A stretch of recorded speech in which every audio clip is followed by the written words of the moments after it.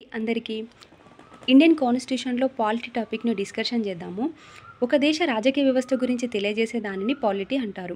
ఒక దేశ రాజకీయ వ్యవస్థ అనగా ఆ దేశ శాసనశాఖ, ఆ దేశ కార్యనిర్వాహక శాఖ, న్యాయశాఖ ఈ మూడింటిని కలిపి ఆ దేశ రాజకీయ వ్యవస్థ అంటారు.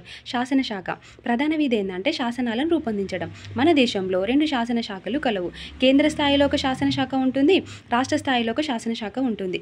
కేంద్ర స్థాయిలో శాసనశాఖను పార్లమెంట్ అంటారు. పార్లమెంటును ఏం చేస్తుంది అంటే చట్టాలను రూపొందిస్తుంది.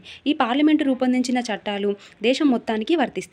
పార్లమెంట్ అంటే ఎవరు అంటే రాజ్యాంగంలో ఉన్న ఆర్టికల్ 79 ప్రకారము పార్లమెంట్ అనగా లోక్సభ, రాజ్యసభ, రాష్ట్రపతి ఈ ముగ్గురిని కలిపి పార్లమెంట్ అంటారు. వాస్తవంగా రాష్ట్రపతి అనే వ్యక్తి లోక్సభలో కానీ రాజ్యసభలో కానీ సభ్యుడు కాదు, పార్లమెంట్లో అంతర్భాగంగా పరిగణిస్తారు. రాష్ట్రపతిని పార్లమెంట్లో అంతర్భాగంగా పరిగణించడానికి కారణం ఏంటంటే భారతదేశ పరిపాలన మొత్తం రాష్ట్రపతి పేరు మీదుగా జరగాలి. రెండో కారణం ఏంటంటే లోక్సభ మరియు రాజ్యసభ ఆమోదించిన బిల్లులు చట్టాలుగా మారాలంటే రాష్ట్రపతి యొక్క ముందస్తు అనుమతి తప్పనిసరిగా ఉండాలి. ఈ 2 కారణాల చేతనే రాష్ట్రపతిని పార్లమెంట్లో అంతర్భాగంగా పరిగణిస్తారు. రాష్ట్ర స్థాయిలో ఒక శాసనశాఖ ఉంటుంది.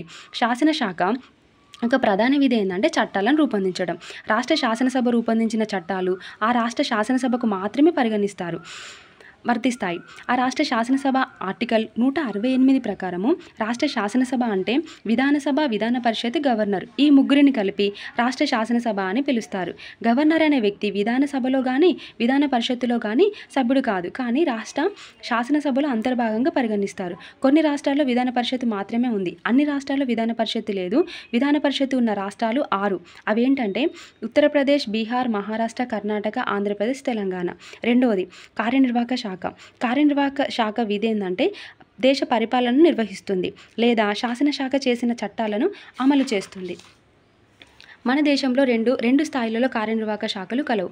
రాష్ట్ర స్థాయిలో ఒకటి, కేంద్ర స్థాయిలో ఒకటి. కేంద్ర స్థాయిలో ఉన్న కార్యనిర్వాహక శాఖను కేంద్ర మంత్రిమండలి అంటారు, సెంట్రల్ కౌన్సిల్ ఆఫ్ మినిస్టర్స్.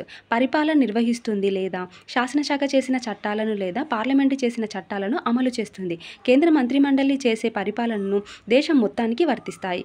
కేంద్ర మంత్రిమండలిలో గరిష్టంగా ఎంతమంది ఉండాలి, కనిష్టంగా ఎంతమంది ఉండాలి అని రాజ్యాంగం అమల్లోనికి వచ్చినప్పుడు వాస్తవంగా చెప్పలేదు.